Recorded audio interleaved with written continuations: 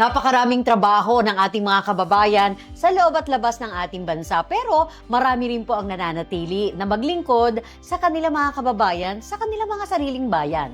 At narito ngayon ang inyong bantay OCW para sa OFN Media, ang Overseas Filipino Network. Ako po si Susan Kay.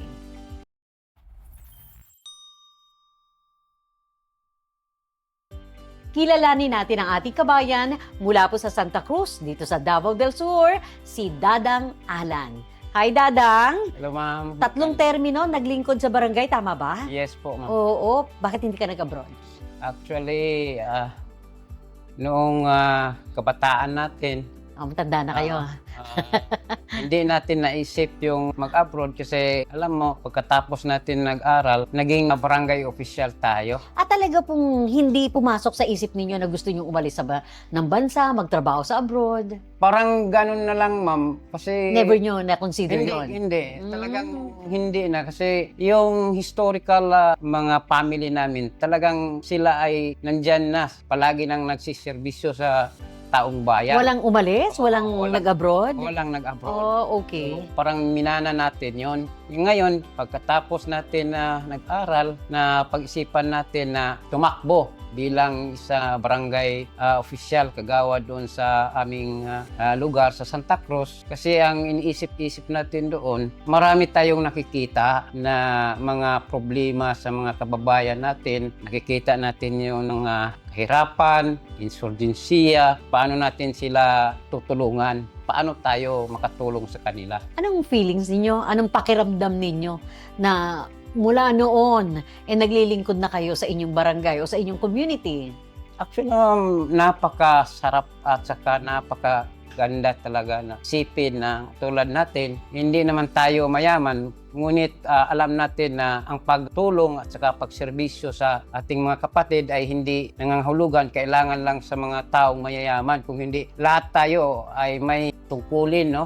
Kung gusto natin tumulong, talagang makatulong tayo. So para kay Dadang Alan, posible ang paglilingkod sa kapwa kahit walang pera. Walang pera. Okay. Dahil sa kagustuhan ng ating mga kababayan, lalo-lalo na doon sa aming barangay, natapos natin yung ating 3 termino at saka may mga extend pa dyan.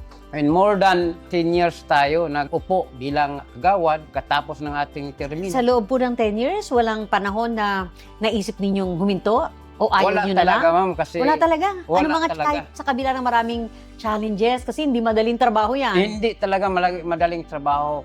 Kasi kaya nga sabi ko sa mga ibang na sumusunod na gusto na maging barangay official din, sabi ko, yung pagka-isang public servant, hindi basta-basta yun. Oo. Kasi maiwanan mo minsan maiwanan mo yung pamilya mo, yung minsan kailangan mo puntahan ang isang lugar na dapat hindi mo napuntahan kasi yun ang isang lugar na nakikita mo hindi maganda, may mga threat sa inyo, pero gagawin mo yun. Dahil sa tungkulin mo bilang isang barangay official, talagang gagawin mo yun. Hindi naman nagtatampo yung inyong mga kapamilya. Sa totoo lang, yung asawa ko, isang Kristiyano dati. Na-convert ko na sa naging Islam. Mayroon kaming anak. Kunti lang, 6 lang. 6 lang. Kunti lang, tama-tama lang.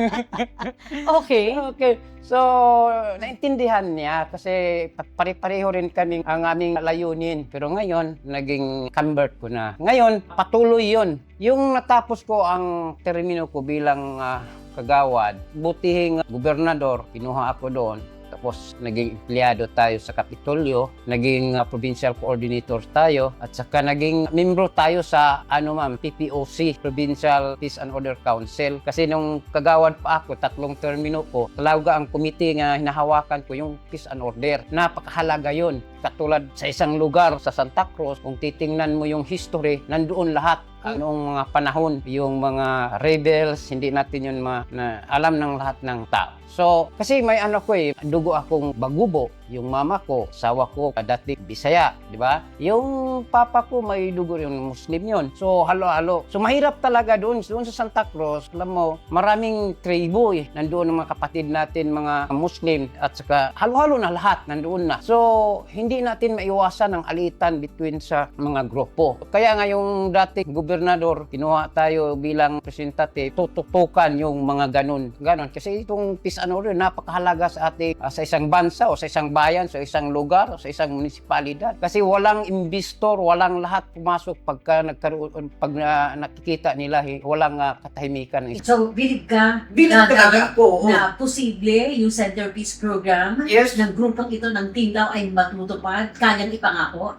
Actually, ito na ang pagkakataon ng lahat ng, kasi ang Santa Cruz, kailangan natin ng dagdag na pangkabuhayan. Pag ma-develop ng Timlaw, talagang isang paraan yun para magkaroon tayo ng additional budget. Kasi ang isang munisipalidad, kailangan ng maraming budget, hindi lang sa proyekto. Sa ganun na pamamaraan, yung pag-develop ng ating kalikasan para sa tourism, so mahalaga yun at maraming pera ang papasok. So pag maraming pera ang munisipalidad, ang isang bayan, marami tayong tutulungan. Marami tayong programa para sa ating mga kababayan dyan sa isang lugar na yun. Hindi ito ang grupo na puro pangako. Kayang tuparin ng grupo ng Timlaw ang lahat ng ito. Alright. Muli, sino? Si Dadang Alan?